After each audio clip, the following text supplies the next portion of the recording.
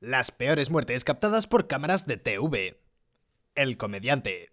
El 15 de abril de 1984, Tommy Cooper se desplomó frente a una audiencia de estudio durante una transmisión en vivo del programa de variedades británico Live from Her Majesty's. Era el comediante favorito de Gran Bretaña, un mago y un payaso. Su especialidad era la comedia física. Cooper tenía 63 años. Cuando se desplomó, tanto su asistente de escenario como la multitud pensaron que era una broma. Se desataron carcajadas ensordecedoras. La audiencia seguía riendo, seguían aplaudiendo. Esto lo convirtió en una de las muertes más tristes captadas en vídeo.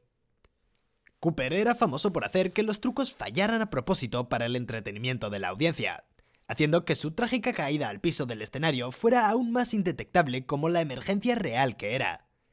Nadie se dio cuenta de lo que estaba pasando, ni el asistente, ni el director, ni nadie que estuviera viendo desde casa. Cooper era un bebedor y fumador empedernido. Ya había sobrevivido a un ataque al corazón en 1977. Su marca registrada como mago era hacer que los trucos fallaran a propósito. La audiencia esperaba caos de él. Esta vez, si su ataque al corazón hubiera sido reconocido como una emergencia médica en lugar de una broma, Cooper podría haber vivido. Pero la audiencia seguía riendo. Pensaban que era parte del acto. Otro momento brillante de comedia física. Tommy Cooper murió entre rugidos de risa mientras todos creían que estaban viendo otro gag brillante. El asesinato político. El 12 de octubre de 1960 se estaba llevando a cabo un debate televisado en Tokio. Las cámaras estaban rodando, la audiencia miraba desde sus asientos. Los políticos estaban en sus podios. Entonces, el nacionalista de derecha Otoya Yamaguchi apuñaló hasta la muerte al político Inejiro Asanuma con una espada de samurái. Justo frente a la audiencia, justo frente a la cámara, la multitud miró con horror. El asesino tenía solo 17 años en ese momento. Era parte de un grupo que quería eliminar tanto la influencia occidental como la comunista de Japón. Querían restaurar la cultura tradicional del país. Asanuma era el líder del Partido Socialista de Japón. Había elogiado a la China comunista. Sobre estos temas, Yamaguchi sentía que Asanuma era su enemigo, así que decidió matarlo para hacer una declaración. Yamaguchi eligió un arma de corto alcance para mostrar su absoluta convicción. Sabía muy bien que no escaparía. Ese no era el punto, quería que todos lo vieran. 3 semanas después, Yamaguchi estaba sentado en su celda. Escribió con pasta de dientes en la pared de su celda: 7 vidas por mi país, larga vida a su majestad imperial, el emperador. 7 vidas era una referencia a las últimas palabras de un samurái del siglo XIV. Luego se colgó de una lámpara usando una soga hecha de sábanas anudadas. Una compañía de televisión japonesa grabó el debate para su transmisión posterior. En lugar de ocultarlo, lo pusieron a disposición de millones de espectadores, dejándonos a todos con un registro inquietante de uno de los asesinatos más extraños de la historia. El tiroteo en el sótano. 24 de noviembre de 1963. El sótano de la jefatura de policía de Dallas. El asesinato de Lee Harvey Oswald ocurrió justo frente a las cámaras de televisión en vivo. La primera instancia de este tipo jamás vista. Millones lo vieron desde casa. Hay un debate interminable sobre si Lee Harvey Oswald asesinó o no al presidente John F. Kennedy, pero hay pocas dudas sobre el asesinato del propio Oswald. Audiencias impactadas miraron desde sus casas. El hombre acusado de matar al presidente Kennedy se desplomó después de ser alcanzado por una bala a corta distancia. Lo vieron suceder en vivo, en tiempo real, en sus pantallas de televisión. Oswald fue llevado al mismo hospital donde Kennedy había sido llevado 2 días antes. Murió en la sala de emergencias, a solo 10 pies de donde el presidente había sido declarado muerto. El mismo edificio, el mismo piso. El asesino de Oswald era Jack Ruby, dueño de un club nocturno de Dallas. Ruby había sacado su arma y disparado en lo que él describió como un acto de rabia, aunque muchos afirmaban que estaba obedeciendo órdenes de las personas verdaderamente detrás del asesinato de Kennedy. Pero ese razonamiento no le compró ninguna clemencia. Ruby fue condenado por asesinato en primer grado. Inicialmente recibió la pena de muerte. Eso fue anulado. La corte le concedió un segundo juicio. Sin embargo, Ruby murió de cáncer antes de que comenzara el otro juicio. La conferencia de prensa. 22 de enero de 1987. El tesorero del estado de Pensilvania, Art Bud Dwyer, había organizado una conferencia de prensa televisada en la capital del estado. Estaba a un día de ser sentenciado por cargos de soborno. Los cargos estaban relacionados con que posiblemente recibió un soborno de $300.000 de una firma que fue adjudicada con un contrato gubernamental multimillonario. Después de recitar su declaración preparada en la conferencia de prensa, Dwyer le dijo a la audiencia sobre su inocencia. Explicó que no renunciaría. Les dijo a su esposa e hijos que los amaba. Los dirigió directamente a través de la cámara. Luego aconsejó al resto de los presentes, por favor, salgan de la habitación si esto les afectará.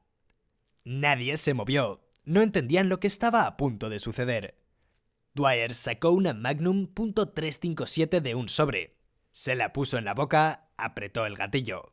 Nadie pudo llegar a Dwyer a tiempo para detenerlo. La sangrienta conferencia de prensa nunca se emitió en vivo, pero 2 estaciones de noticias de Pensilvania eligieron transmitir las imágenes completas. Se reprodujo para muchos niños del área que estaban en casa durante un día de nieve. Vieron a un hombre quitarse la vida en televisión. Dwyer siempre había permanecido firme sobre su inocencia en el caso de soborno. Incluso rechazó un acuerdo que llevaba solo una sentencia de 5 años, pero requería una declaración de culpabilidad. Así que cuando rechazó ese acuerdo y fue condenado, enfrentó a una sentencia de hasta 55 años en prisión, lo cual a su vez lo empujó al suicidio por el bien de su familia. Al morir en el cargo, Dwyer aseguró a su esposa y familia un pago de más de 1,2 millones. En un documental de 2010, algo fue revelado. William T. Smith, un testigo clave en el juicio de Dwyer, admitió que mintió bajo juramento sobre que Dwyer aceptaba sobornos. Quizás Dwyer era inocente después de todo. La mujer de noticias. 15 de julio de 1974. Sarasota, Florida. La presentadora de noticias, Kristine Chubbuck, estaba sentada en su escritorio de presentadora. Tenía 29 años, atractiva, educada, una personalidad de televisión. El titular del Washington Post más tarde diría: Kristine Chubbuck, 29, atractiva, educada, una personalidad de televisión, muerta en vivo y a color. Chubbuck dijo a la cámara, habló clara y deliberadamente, en consonancia con la política del Canal 40 de traerles lo último en sangre y tripas y a todo color, van a ver otra primicia, un intento de suicidio. Chubbuck entonces sacó un revólver del calibre 38 de su bolso, lo colocó en la base de su cráneo y apretó el gatillo, convirtiéndose en la primera persona en cometer suicidio en una transmisión de televisión en vivo. Antes del incidente, Chubbuck había estado gravemente deprimida. No tenía relaciones, ni platónicas ni románticas, era virgen a pesar de estar a punto de cumplir 30. Chocaba constantemente con los ejecutivos del estudio por su emisión de piezas superficiales en lugar de periodismo real. El conflicto había sido continuo. Cuando el suicidio de Chubbuck se emitió a televisión en vivo, solo fue visto por unos pocos cientos de personas como máximo. Además, la estación rara vez grababa sus propias transmisiones. Pero esa mañana en particular, Chubbuck se aseguró de que lo hicieran. Esa cinta todavía existe. La viuda del dueño de la estación heredó el vídeo no visto. Lo colocó en un gran bufete de abogados y fuera de la vista del público. Por lo tanto, no lo verás en ningún lado. En cambio, sigue siendo un santo grial para los coleccionistas de vídeo macabro. La entrevista matutina. La mañana del 26 de agosto de 2015 fue pacífica junto al lago Smith Mountain cerca de Moneta, Virginia. Los espectadores de la estación WDBJ-TV se despertaron con la alegre presentadora Alison Parker. Tenía 24 años, brillante y energética. Estaba entrevistando a la funcionaria de la Cámara de Comercio Vicky Gardner junto al lago. Lo que sucedió después conmocionó y horrorizó a todos en el área del sur de Virginia. Y cuando se difundió la noticia, a todo el país. Durante la entrevista al aire sonaron disparos. El camarógrafo Adam Ward fue alcanzado llevando a una Parker jadeante a intentar correr para cubrirse.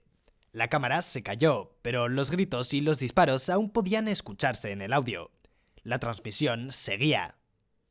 La estación cortó la transmisión. Regresaron a una presentadora confundida que torpemente trató de continuar el programa. No sabía qué decir. Sin embargo, como ella y todos los demás sospechaban, acababan de presenciar a Parker y Ward siendo baleados hasta la muerte en televisión en vivo.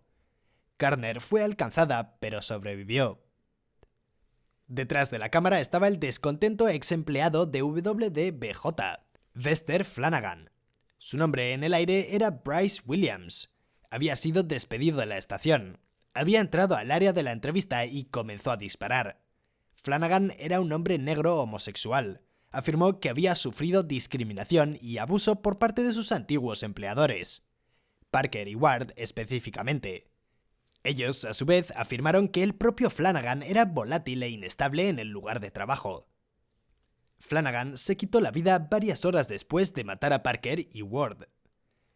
Ahora, si realmente disfrutaste de este vídeo, dale a like y considera suscribirte al canal, ya que pronto estaremos trayendo más contenidos anticipados y emocionantes pronto en este canal. Te veré más tarde.